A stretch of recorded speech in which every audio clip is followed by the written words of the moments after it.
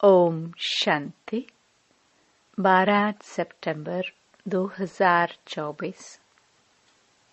बाबा के महावाक्य।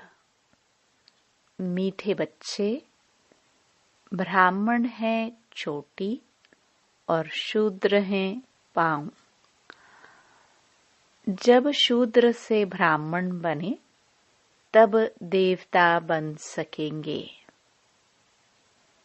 प्रश्न: तुम्हारी शुभ भावना कौन सी है जिसका भी मनुष्य विरोध करते हैं? उत्तर: तुम्हारी शुभ भावना है कि यह पुरानी दुनिया खत्म हो, नई दुनिया स्थापन हो जाए। इसके लिए तुम कहते हो कि यह पुरानी दुनिया अब विनाश हुई की हुई। इसका भी मनुष्य विरोध करते हैं। प्रश्न: इस इंद्रप्रस्थ का मुख्य कायदा क्या है? उत्तर: कोई भी पतित शूद्र को इस इंद्रप्रस्थ की सभा में नहीं ला सकते। अगर कोई ले आते हैं तो उस पर भी पाप लग जाता है। ओम शांति। रूहानी बच्चों प्रति रूहानी बाप बैठ समझाते हैं।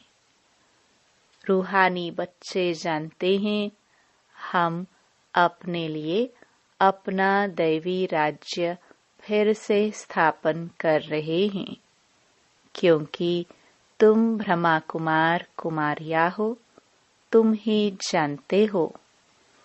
परंतु माया तुम्हें भी भुला देती है। तुम देवता बनना चाहते हो तो माया तुमको ब्राह्मण से शूद्र बना देती है। शिव बाबा को याद न करने से ब्राह्मण शूद्र बन जाते हैं। बच्चों को यह मालूम है कि हम अपना राज्य स्थापन कर रहे हैं। जब राज्य स्थापन हो जाएगा फिर यह पुरानी सृष्टि नहीं रहेगी। सबको इस विश्व से शांति धाम में भेज देते हैं। यह है तुम्हारी भावना। परंतु तुम जो कहते हो वह दुनिया खत्म हो जानी है तो जरूर लोग विरोध करेंगे ना। कहेंगे कि ब्रह्मा कुमारिया यह फिर क्या कहती हैं, विनाश विनाश ही कहती रहती हैं। तुम जानते हो इस विनाश में ही खास भारत और आम दुनिया की भलाई है। इस बात दुनिया वाले नहीं जानते। विनाश होगा तो सब चले जाएंगे मुक्ति धाम। अभी तुम ईश्वरीय संप्रदाय के बने हो, पहले आसुरी संप्रदाय के थे। तुमको ईश्वर खुद कहते हैं मामेकम याद करो। यह तो बाप जानते हैं सदैव याद में कोई रह ना सके।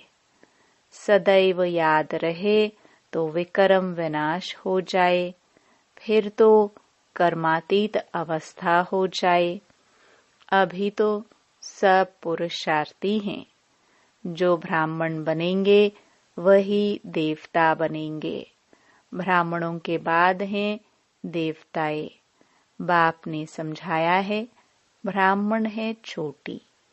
जैसे बच्चे बाजोली खेलते हैं, पहले आता है माथा चोटी। ब्राह्मणों को हमेशा चोटी होती है। तुम हो ब्राह्मण, पहले शूद्र अर्थात पैर थे। अभी बने हो ब्राह्मण चोटी, फिर देवता बनेंगे। देवता कहते हैं मुख को, क्षत्रिय भुजाओं को, वैश्य पेट को, शूद्र पैर को। शूद्र अर्थात क्षुद्र बुद्धि, तुच्छ बुद्धि। तुच्छ बुद्धि उनको कहते हैं जो बाप को नहीं जानते और ही बाप की ग्लानि करते रहते हैं। तब बाप कहते हैं, जब जब भारत में ग्लानि होती है मैं आता हूँ। जो भारतवासी हैं बाप उन्होंने ही बात करते हैं। यदा यदा ही धर्मस्य, बाप आते भी हैं भारत में, और कोई जगह आते ही नहीं। भारत ही अविनाशी खंड है। बाप भी अविनाशी है। वह कभी जन्म मरण में नहीं आते। बाप अविनाशी आत्माओं को ही बैठ सुनाते हैं। यह शरीर तो है विनाशी। अभी तुम शरीर का भान छोड़कर अपने को आत्मा समझने लगे हो। बाप ने समझाया था कि होली पर कोकी पकाते हैं तो कोकी सारी जल जाती है, धागा नहीं जलता। आत्मा कभी विनाश नहीं होती है। इस पर ही यह मिसाल है। यह कोई भी मनुष्य मात्र को मालूम नहीं कि आत्मा अविनाशी है। वह तो कह देते आत्मा निर्लेप है। बाप कहते हैं नहीं, आत्मा ही अच्छा व बुरा कर्म करती है इस शरीर द्वारा। एक शरीर छोड़ दूसरा लेती है और कर्म भोग भोगती है तो वह हिसाब किताब ले आई ना। इसलिए आसुरी दुनिया में मनुष्य अपार दुख भोगते हैं। आयु भी कम रहती है, परंतु मनुष्य इन दुखों को भी सुख समझ बैठे हैं। तुम बच्चे कितना कहते हो निर्विकारी बनो, फिर भी कहते हैं विष बिगर हम रह नहीं सकते हैं, क्योंकि शूद्र संप्रदाय है ना, क्षुद्र बुद्धि है। तुम बने हो ब्राह्मण चोटी। चोटी तो सबसे ऊंच है, देवताओं से भी ऊंच है। तुम इस समय देवताओं से भी ऊंच हो, क्योंकि बाप के साथ हो। बाप इस समय तुमको पढ़ाते हैं। बाप ओबीडियंट सर्वेंट बना है ना। बाप बच्चों का ओबीडियंट सर्वेंट होता है ना। बच्चे को पैदा कर, संभाल कर, पढ़ाकर, फिर बढ़ाकर जब बूढ़े होते हैं तो सारी मिल्कियत बच्चे को देकर खुद गुरु कर किनारे जाकर बैठते हैं। वानप्रस्थी बन जाते हैं।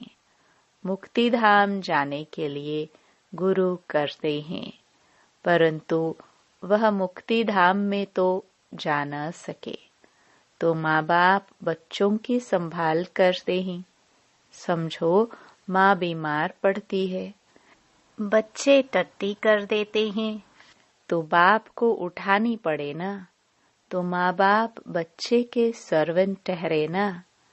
सारी मिल्कियत बच्चों को दे देते हैं। बेहद का बाप भी कहते हैं मैं जब आता हूँ तो कोई छोटे बच्चों के पास नहीं आता हूँ।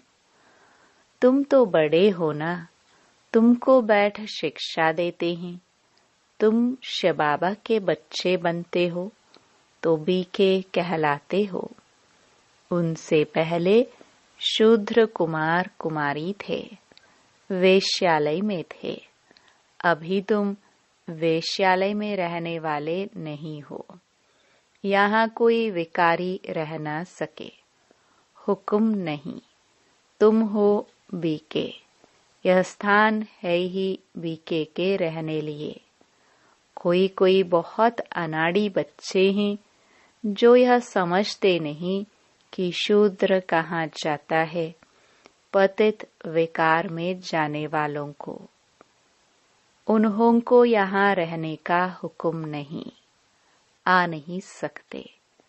इंद्र सभा की बात है ना। इंद्र सभा तो यह है जहाँ ज्ञान वर्षा होती है। कोई बीके ने अपवित्र को छिपाकर सभा में बिठाया तो दोनों को श्राप मिल गया कि पत्थर बन जाओ। सच्चा सच्चा यह इंद्रप्रस्थ है ना। यह कोई शूद्र कुमार कुमारियों का सत्संग नहीं है। पवित्र होते ही देवताए, पतित होते ही शूद्र। पतितों को बाप आकर पावन देवता बनाते हैं। अभी तुम पतित से पावन बन रहे हो। तो यह हो गई इंद्र सभा। अगर बिगर पूछे कोई विकारी को ले आते हैं तो बहुत सजा मिल जाती है। पत्थर बुद्धि बन जाते हैं। यहाँ पारस बुद्धि बन रहे हो ना। तो उनको जो ले आते हैं उनको भी श्राप मिल जाता है। तुम विकारियों को छिपा कर क्यों ले आई? इंद्र, बाप से पूछा भी नहीं तो कितनी सजा मिलती है। यह है गुप्त बातें। अभी तुम देवता बन रहे हो। बड़े कड़े कायदे हैं। अवस्था ही गिर पड़ती है। एकदम पत्थर बुद्धि बन पड़ते हैं। है भी पत्थर बुद्धि। पारस बुद्धि बनने का पुरुषार्थ ही नहीं करते। यह गुप्त बातें हैं जो तुम बच्चे ही समझ सकते हो। यहाँ बीके रहते हैं। उन्हों को देवता अर्थात पत्थर बुद्धि से पारस बुद्धि बाप बना रहे हैं।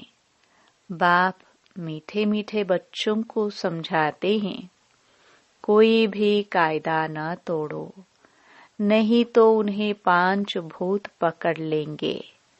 काम, क्रोध, लोभ, मोह, अहंकार, यह 5 बड़े बड़े भूत हैं, आधा कल्प के। तुम यहाँ भूतों को भगाने आए हो। आत्मा जो शुद्ध पवित्र थी, वह अपवित्र, अशुद्ध, दुखी, रोगी बन गई है। इस दुनिया में अथाह दुख है। बाप आकर ज्ञान वर्षा करते हैं।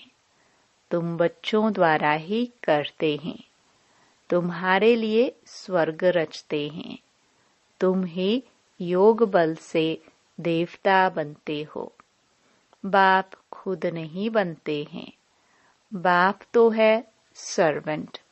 टीचर भी स्टूडेंट का सर्वेंट होता है। सेवा कर पढ़ाते हैं। टीचर कहते हैं, हम तुम्हारा मोस्ट ओबीडिएंट सर्वेंट हूँ। कोई को बैरिस्टर, इंजीनियर आदि बनाते हैं तो सर्वेंट हुआ ना। वैसे ही गुरु लोग भी रास्ता बताते हैं। सर्वेंट बन मुक्ति धाम ले जाने की सेवा करते हैं। परंतु आजकल तो गुरु कोई ले नहीं जा सकते हैं, क्योंकि वह भी पतित हैं। एक ही सतगुरु सदा पवित्र है, बाकी गुरु लोग भी सब पतित हैं। यह दुनिया ही सारी पतित है। पावन दुनिया कहा जाता है? सतयुग को। पतित दुनिया कहा जाता है? कलयुग को। सतयुग को ही पूरा स्वर्ग कहेंगे। त्रेता में 2 कला कम हो जाती है। यह बातें तुम बच्चे ही समझकर और धारण करते हो। दुनिया के मनुष्य तो कुछ नहीं जानते। ऐसे भी नहीं सारी दुनिया स्वर्ग में जाएगी। जो कल्प पहले थे वही भारतवासी फिर आएंगे और सतयुग त्रेता में देवता बनेंगे। वही फिर द्वापर से अपने को हिंदू कहलाएंगे।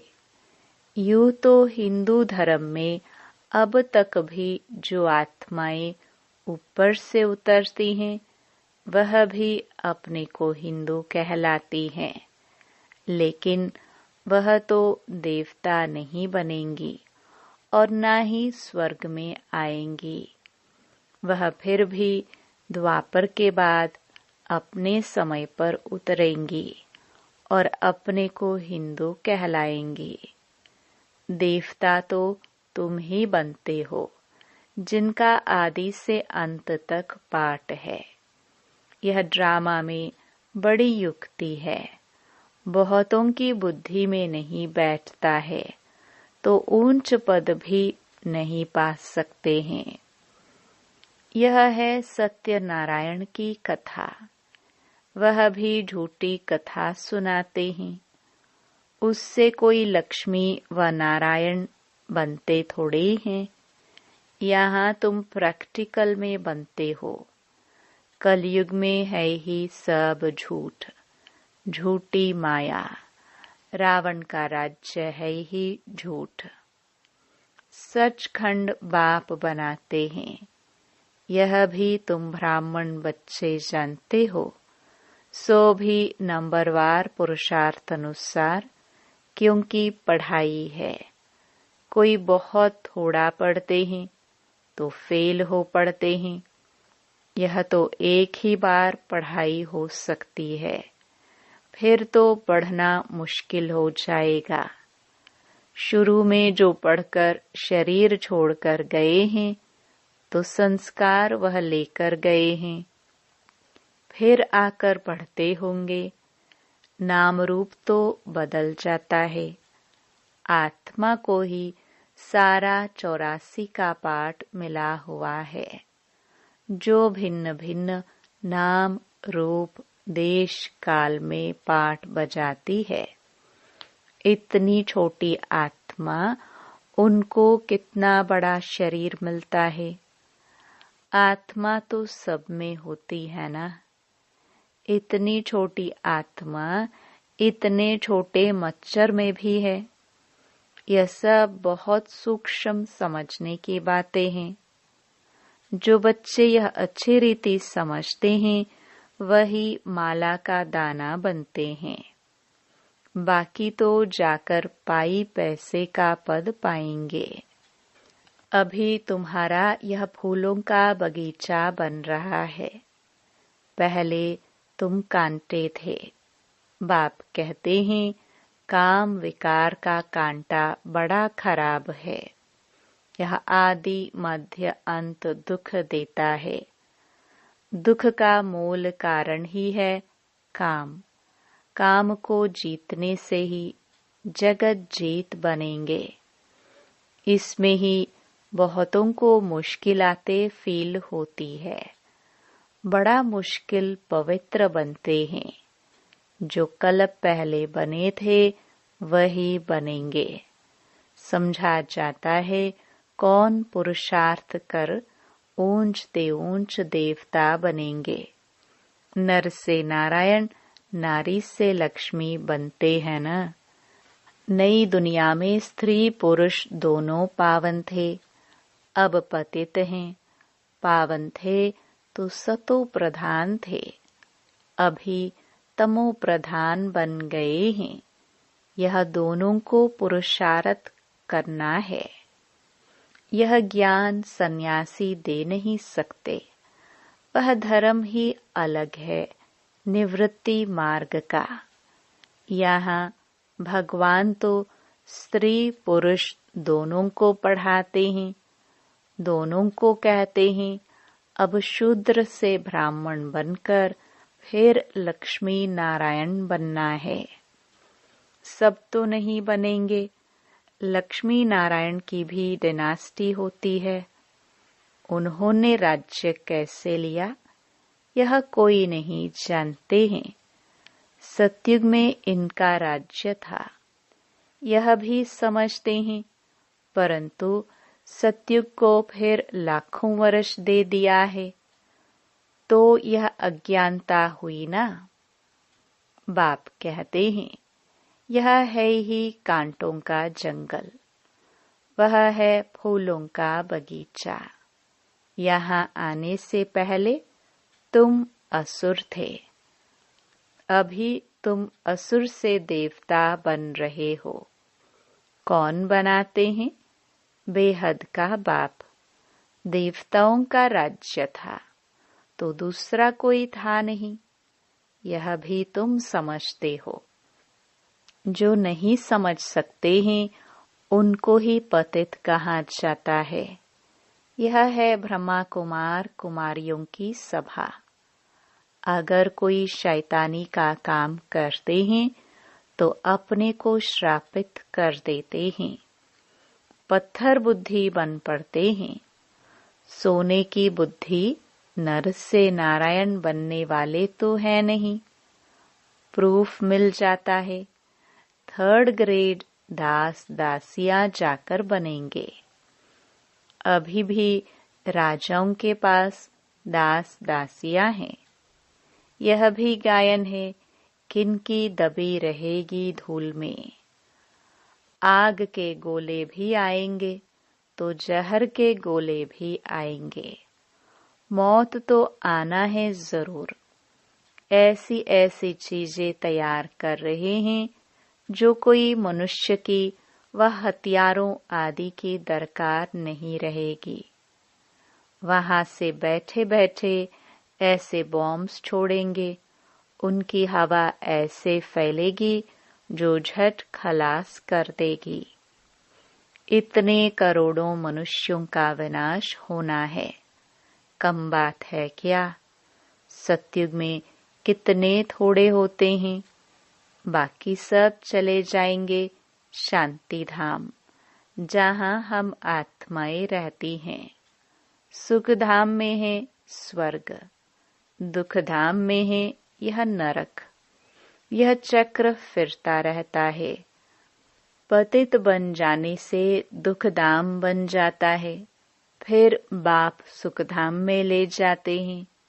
परमपिता परमात्मा अभी सर्व की सद्गति कर रहे हैं, तो खुशी होनी चाहिए ना। मनुष्य डरते हैं, यह नहीं समझते मौत से ही गति सद्गति होनी है। अच्छा, मीठे मीठे सिखिलदे बच्चों प्रति मात पिता बाप दादा का याद प्यार और गुड मॉर्निंग। रूहानी बाप की रूहानी बच्चों को नमस्ते। धारणा के लिए मुख्य सार। पहला, फूलों के बगीचे में चलने के लिए अंदर जो काम क्रोध के कांटे हैं उन्हें निकाल देना है। ऐसा कोई कर्म नहीं करना है जिससे श्राप मिल जाए।